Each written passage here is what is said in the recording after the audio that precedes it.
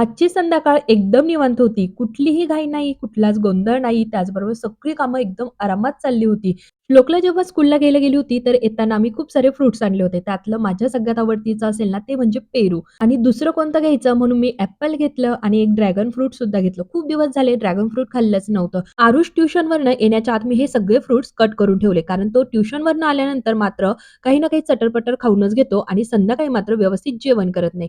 आमच्या घरामध्ये न चुकता घडणारी ही एक गोष्ट, ती म्हणजे सकाळ-संध्याकाळ गाणे हे लागलेच पाहिजे. सकाळी मी माझ्या आवडीचे गाणे ऐकते आणि संध्याकाळी मात्र मुलांच्या आवडीचे. सध्याचं ट्रेंडिंग आणि मुलांचं सुद्धा आवडतीचं गाणं ते म्हणजे झटपट. तर तेच गाणं ऐकत-ऐकत आम्ही पटापट सगळे फ्रुट्स खाऊन टाकले. त्यानंतर मुलं गेली खेळायला.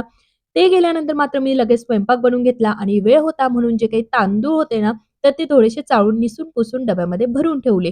ते झाल्यानंतर ह्या ब्लँकेटकडे आली आणि हातामध्ये घेतला सुई दोरा. का तर हे ब्लँकेटची लेस तर बघा थोडीशीच निघालेली होती आणि इतकी कधी निघाली ना, ते तर काही कळलंच नाही.